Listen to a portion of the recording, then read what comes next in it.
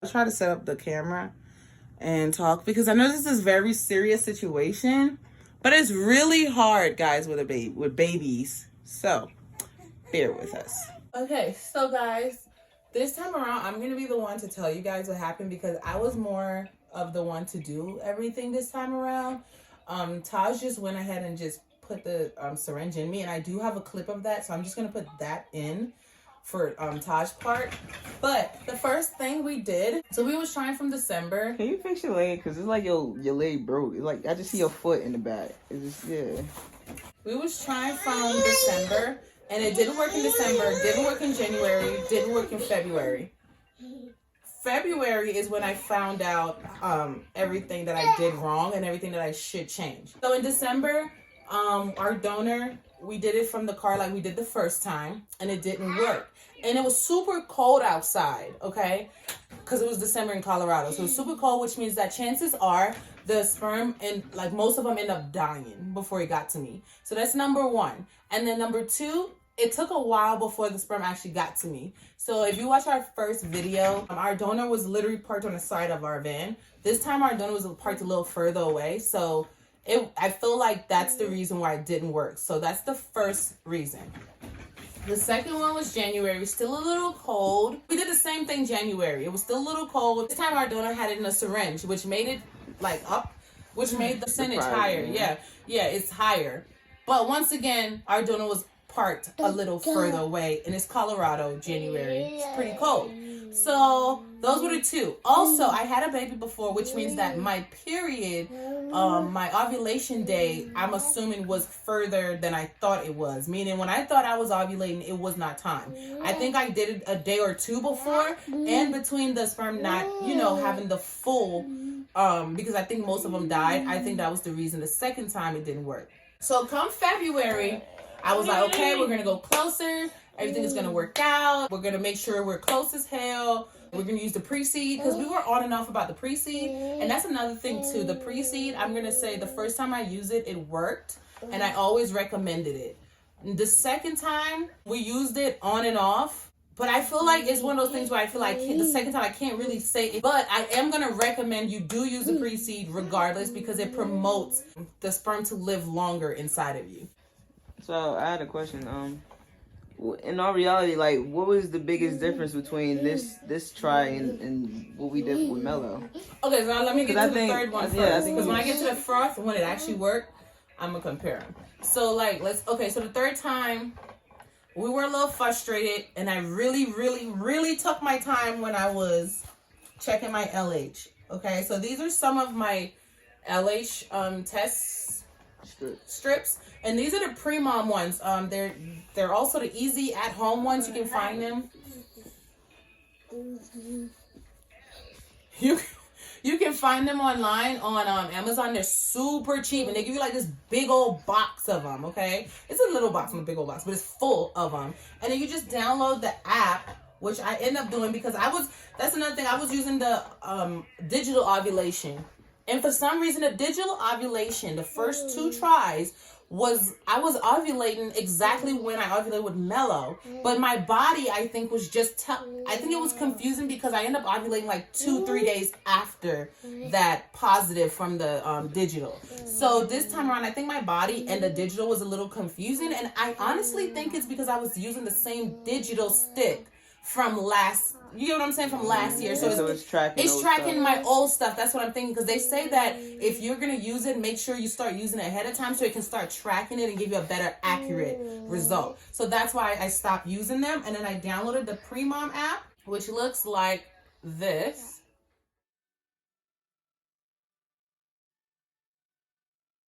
Then I'm going to click it, and then this is what it looks like. Welcome to Pre-Mom. That's what I used in February. And I just started tracking my apps. Now, this one, I obviously deleted the app, so I don't have anything on here. But I started tracking my ovulation with that. So the ovulation sticks. And they also give you HCG sticks with it. So after all of your ovulation sticks is done, they give you pregnancy test sticks. So all you do is literally pee on it and then take a picture of it, and it'll tell you your percentage and how if they feel like you should go ahead and do it. Or if you notice right here, the line goes up and down. You can read it, and it really is a great example. This is the digital, and like I said, this was my old one. Digital for me, on the third try, I did not even bother using it. But if you wanted to incorporate it, what I would say is get this the first couple times. As soon as it tells you, boom, you're ovulating, go ahead and use these, because these will be way more accurate, because it gets darker and darker and darker. Just when you think you had your darkest one, it's going to get darker again, because honestly, you don't know when you're ovulating, and it's better to get the strips, because the strips are going to tell you if you should keep inseminating. This will only tell you that you now have 48 hours after the positive to inseminate. And that's what, clear blue? Yeah, clear blue digital. So you want to go with the original things. And the only reason I'm saying this is because for women who are having a harder time getting pregnant, like I did this time around, you want to go with something that's going to be more manual, because you want to track everything the right way. So the third time, which was February, I did track. I did do all of that. Now, the problem with the third time is I think I only got 1 donation or 2 donations. 1 or 2. For what? The last one? February. Bye. And February, that's when I literally lost it. I felt like I did everything, and everything was going great. The problem is I didn't keep testing, because when I kept testing, I realized, I probably inseminated way too early, and I could have kept going, or maybe try to inseminate that night. You know what I'm saying? So February, I got a little pissed. I got frustrated, and I started thinking of other ways that I feel like is going to work for me. So that's when I incorporated BBT. BBT is your basal body temperature. And I would start using your BBT as soon as you get a dark positive test on one of those strips. Meaning both your lines are as dark as each other, or the test line is darker than the control line. Okay, so this is the 4th month I tried, which is March, guys. So in March, it worked. And in March, I did every single thing I didn't do. Everything I didn't do December, January, and February, I did in March. So first, I did the clear blue, and I got my positive. And then I kept using the LH strips. Now, when my donor first came and we did it when I got the first positive. And that's when the test line is darker than the control line. So it was like, great, did it. I noticed my BBT did not spike. I was still like a 96.5, and it did not spike up. That's when you know you ovulated. When you're tracking your BBT, and after you get a positive test strip, if the next day, early in the morning, you test the same time every day, if your BBT goes up, then that means chances are you ovulated already. So the second day, that was the first day. The second day, I noticed my BBT did not go up. My first day, I inseminated once, and it was more towards the evening time, because I was like, boom, I got a nice good little positive, and we went ahead and inseminated evening time. I took my BBT that morning at 6 a.m. and my BBT was like 96.5. So I know I did not ovulate last night. So what I did again was go ahead and test. And this time I'm testing like 3-4 times a day, because you just never know what could happen. So when I tested that time, my donor decided to come that morning the next day, because obviously I did not ovulate. So my donor came that morning on the second day. Perfect for me, because my test got super dark, okay? Super, super dark. So boom, went to sleep that night, took my BBT again that morning.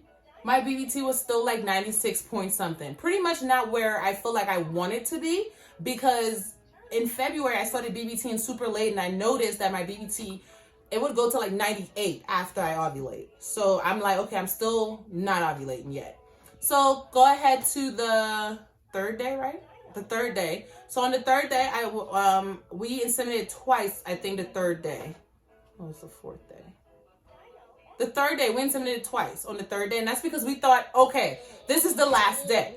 Okay, it cannot go further than this, because why would it go further than this? I literally have been having the same positive test for like 3 days. So, okay, our donor decided to come. We did it that morning and that evening, okay? So that's the 3rd day. So boom, I'm like, that's it. We're done. My BBT is going to spike that the next morning. The next morning is the 4th day. My BBT did not spike up, which means that chances are I'm ovulating that day. That's what I assumed. So I sent my donor our test. So yes, on the 4th day, I sent our donor our test, and I said, okay, We're going to have to go ahead and do this again. My BBT did not go up, and my test is darker than ever right now. So our donor went ahead and came that evening because we wanted to go ahead and say, you know what, if it didn't work, we'll just do it that evening to be safe than sorry. So we did it that evening, and I went to sleep. I said, oh yeah, this is it, man. My test is the darkest it's ever been. Then my BBT did not spike to where I wanted it. So to be more safe than sorry, okay, I think my BBT went up to like a 97 this time. But to be more safe than sorry, I went ahead and took a test, and it was so dark that my control line was light, okay? So I went ahead and contacted my donor again, and we went ahead and did it one last time, but we made sure we did it super late that evening.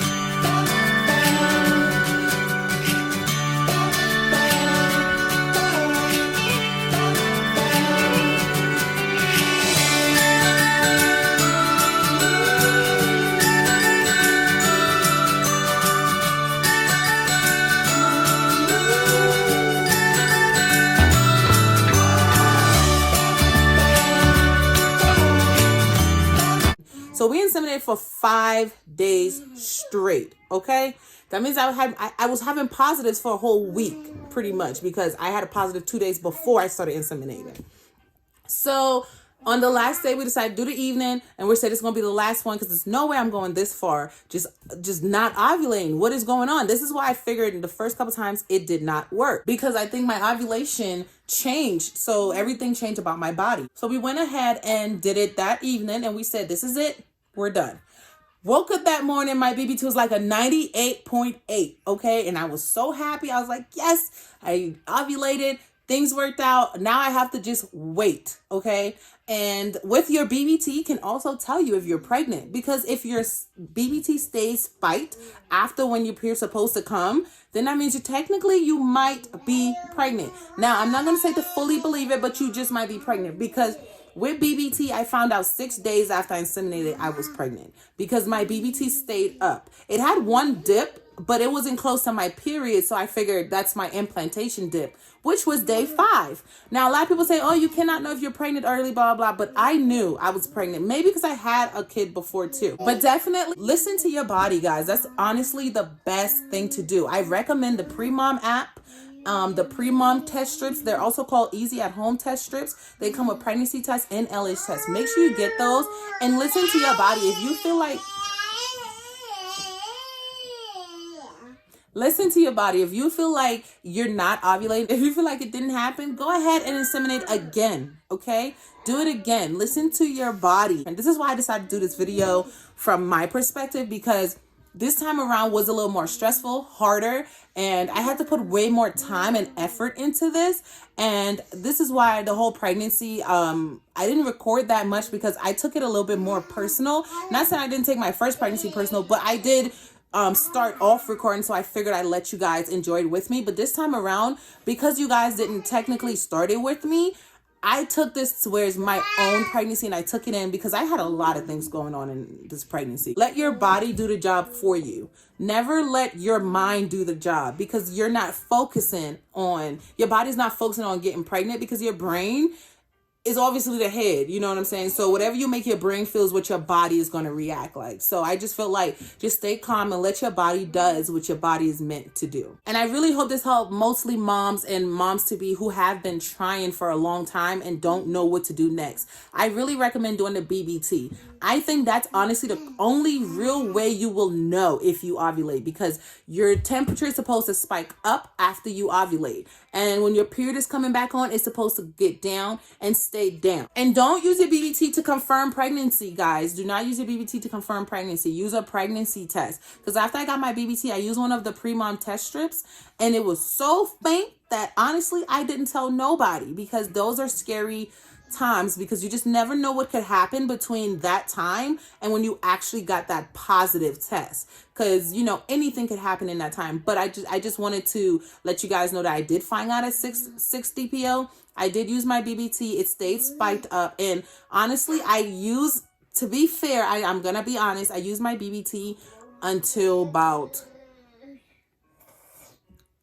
16 DPO, and that's only because I wanted it to stay high. I did not want to see it drop, because I found out so early, so I didn't want to see it drop. So I did keep testing my BBT. The difference was, instead of just using the donor with the vehicle, you know what I'm saying, trying to get pregnant within the vehicle, we actually had the donors come to us. So I mean, that is an option as well. If you can. It just depends on how and if you trust and how them. comfortable you are. I wouldn't say do it if you don't feel comfortable, if you don't feel like that's something that you want. You don't want to invite just anybody into your home. But I mean, for our situation and the way our stuff was set up, I think it was best that we had our donor come to us, and it, just having Mello as well, it made it that much easier, because I didn't have to, you know, drag him out of the house and do all the extras. So, you know, I had everything just come to us, and it's just about, you know, having a good relationship with your donor, and, you know, just being upfront about your situation. Like you said, stay in communication with your donor as much as possible, because I think because we were in communication, it allowed the donor to know that, hey, we were serious, and that we really wanted this to work, because like